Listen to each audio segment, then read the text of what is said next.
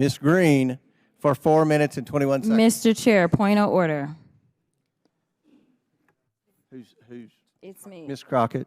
I'm just curious, just to better understand your ruling. If someone on this committee then starts talking about somebody's bleach blonde, bad built butch body, that would not be engaging in personalities, correct? A what now? Chairman, I make a motion to strike those words. I don't think that's Hold a on. part of I'm it. trying to find clarification on what quality. Chairman, motion to I strike had no those idea words. what you just said. We're not gonna do this. Look, you guys earlier literally just said You just voted to do it. Y'all did it first, so you don't want to talk about voted to do it. Order. I'm trying to get Okay. clarification. Look at calm down. Calm No, down. because this I is would what like to y'all get do. through proceedings. So I'm trying Hey, to Ms. get Crockett, clarification. you're not You don't wanna recognized. play Ms. games. I can't hear Crockett. you with your And yelling. You don't want Calm me to down. Be, Can no, you please calm don't down? tell me to calm down. Calm down. Because y'all Please talk calm noise down. and then You're can't out of take control. What you just saw occurred at a House Oversight Committee hearing, which prompted Congresswoman Marjorie Taylor Greene to post this video of herself doing CrossFit. She'd caption it, "Yes, my body is built and strong, not with nips, tucks, plastic, or silicone, but through a healthy lifestyle. Soon turning 50 years old, God willing, I will continue to lift, run, swim, play sports, surf, ski, climb," those are all sports, "and live this life to the fullest and enjoy every single moment." I think it's great. I think that people have been looking for something to unite them against this MAGA bully.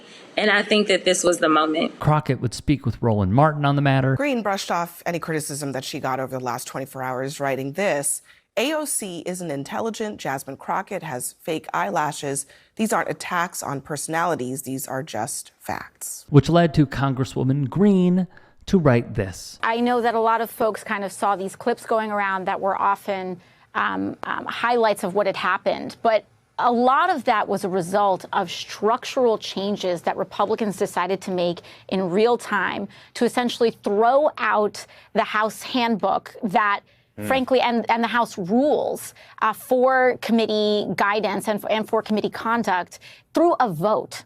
There was actually a procedural vote in which every single Republican went down the line and decided to vote that the comments that Marjorie Taylor Greene, the disgusting comments that she made about Representative Crockett, were in fact above board and acceptable, which is rather unprecedented in the House. These rules are, they were established in the 1800s, shored up in the 1800s, after the caning involving Charles Sumner in the Senate, precisely designed to de-escalate a political culture of violence when things get too hot. New York Congresswoman Alexandria Ocasio-Cortez would go on to tell MSNBC's Chris Hayes that Representative Greene was out of line and in turn enabled by James Comer. So let's just set the record straight. All right. Prior to the CrossFit videos, prior to the he said, she said, through legacy media, USA Today's Savannah Kuchar would write, lawmakers were meeting to vote on holding Attorney General Merrick Garland in contempt of Congress for refusing to turn over audio recordings of POTUS Joe Biden's interview with special counsel Robert Hur. Greene sparked the verbal back and forth with Jasmine Crockett. Quote, "I don't think you know what you're here for. I think your fake eyelashes are messing up what you're reading." A ridiculous statement to say. Ridiculous. So you heard from AOC, who is our vice ranking member, and you heard from Jamie Raskin, who's our ranker, as we attempted to go through the process. And there was an agreement, and of course, Marjorie had to be Marjorie, and she refused to actually apologize.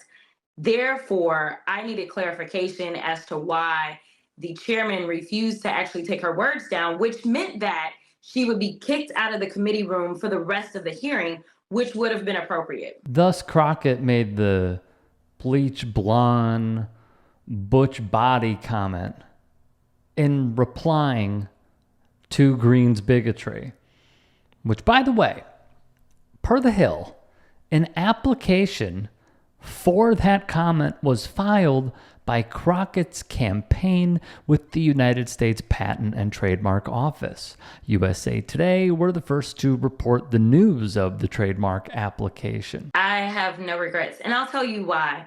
because Marjorie Taylor Greene is the type of person that if you give her an inch, she'll take a mile. And the fact that they continue to allow her to break the rules of decorum over and over and over, whether it's the State of the Union that the president is delivering and she's wearing a MAGA hat or otherwise, the reason that she didn't have committee assignments before was because she did not know how to conduct herself as a member of Congress. And so if I just sit there and say, oh, well, Marjorie said it about me, what's to stop her to continue to do it again and again? And at the end of the day, I was elected as a representative of Congress, but that doesn't mean that I'm supposed to be somebody's doormat. The Hill would have more in their reporting on Crockett and her campaign filing the trademark. According to it, the phrase is intended to be used for a variety of clothing items and accessories, including hats, hoodies, socks, t-shirts. The move comes after the 43-year-old... She's 43? We'll come back to that. 43-year-old lawmaker launched what she dubbed a Crockett clapback collection last week that included a tee bearing the same insult she used during that exchange. She is 43. Look, I don't keep up with the ages of members of Congress, right? But when researching the story, I thought like she's 27, 28, 43. I am stunned. Which means she's like 6 years younger than Marjorie Taylor Greene, 5 or 6. Wow. Esquire's Erin Gloria Ryan would defend Crockett in her piece, writing, "It was effective when Crockett described Greene as butch, because Greene's own party enforces a narrow, restrictive vision of how an acceptable woman's body should look. Butch also starts with a B, like the other words in the insult, and as anybody well-schooled in the art of insults knows, alliteration makes it better."